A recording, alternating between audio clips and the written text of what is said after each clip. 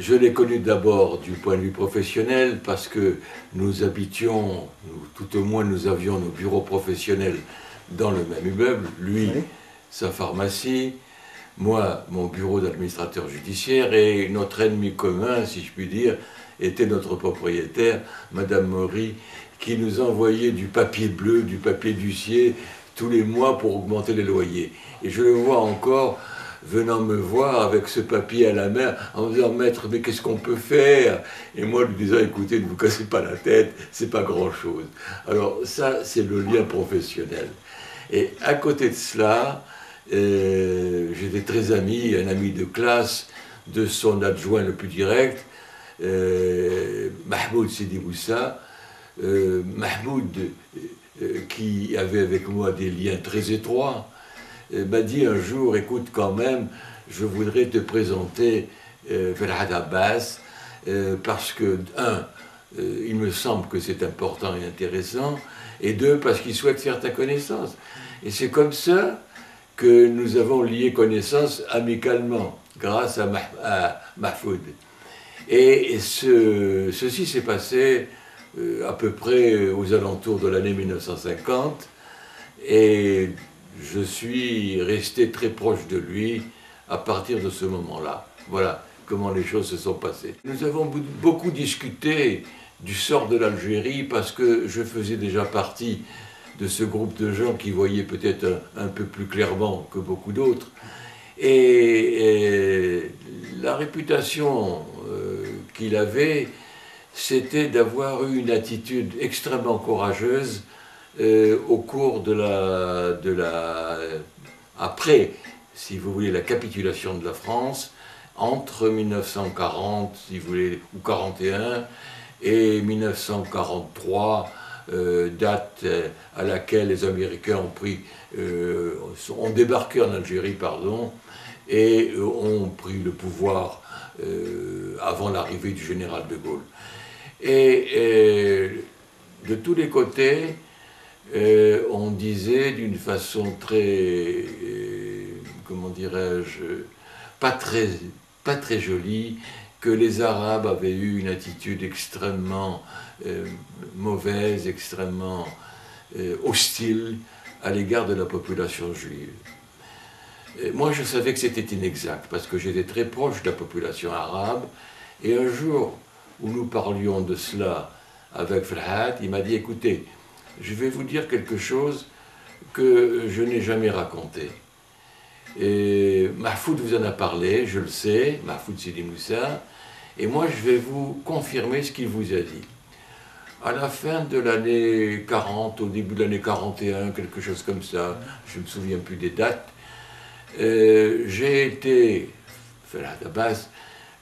convoqué à Alger par le gouverneur général Châtel pour me parler, en gros, de la population musulmane, de ce qu'elle désirait et de ce qu'elle souhaitait.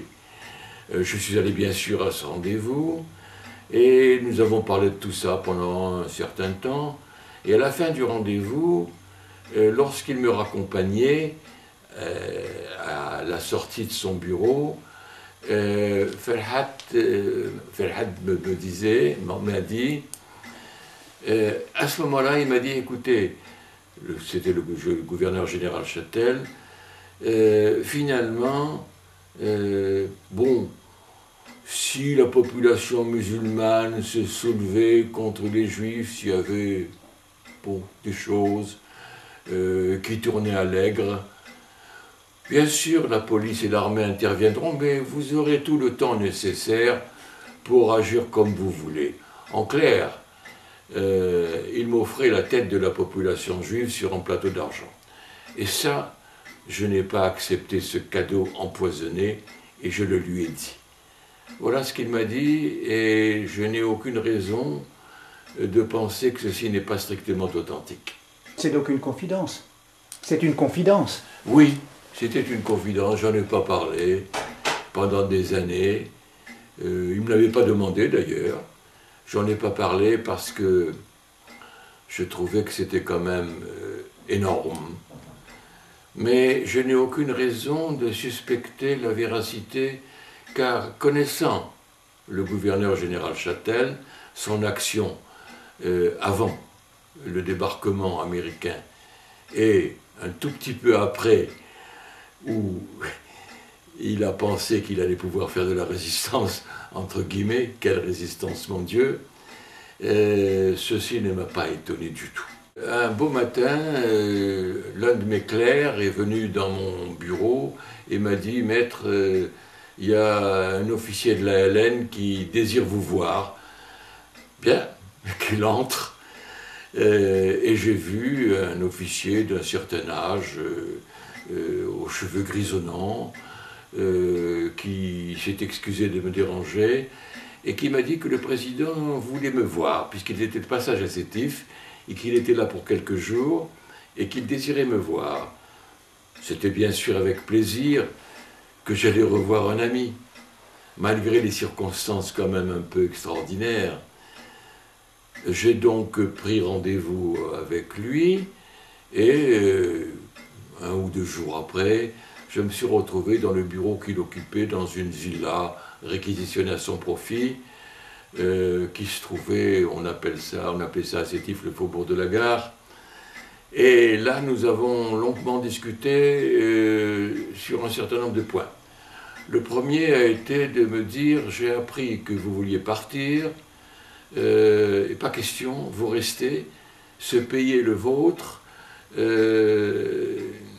Si vous désirez quelque chose, je suis prêt à vous nommer ce que vous voulez, ambassadeur, préfet, n'importe quoi, mais on a besoin des pieds noirs en Algérie. Ne partez pas, restez là. » Nous avons donc longuement discuté, je lui ai expliqué la pagaille invraisemblable qui commençait à régner dans le pays, et pagaille qui, à mon avis, ne pouvait que s'amplifier. Je lui ai même dit que, à mon grand regret, il serait peut-être le Kerensky du régime. Ça n'était pas son avis. Il pensait qu'il arriverait à dominer la situation.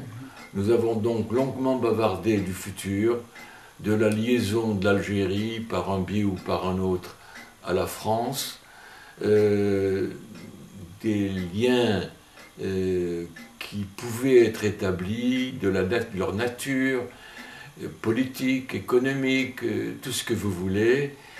Et au bout d'1 heure ou 2 d'entretien, nous sommes arrivés au constat que, en ce qui me concernait, je pensais que c'était trop tard, qu'il n'y avait rien à faire. Nous avons donc pris congé, j'ai donc pris congé de Flahat, et je ne l'ai jamais plus revu. Alors je dois ajouter que quelque chose qui montre l'intérêt qu'il avait pour moi, c'est qu'effectivement, quelques semaines après, bon, j'ai pris le train, tout simplement, pour aller de Sétif à Alger, parce que j'avais réussi à liquider mon cabinet d'administrateur judiciaire et rendre mes dossiers au tribunal. J'avais en gros réussi à ranger toutes les affaires que je pouvais avoir, y compris celles des autres qui m'étaient confiées. Et mes bagages étaient enregistrés.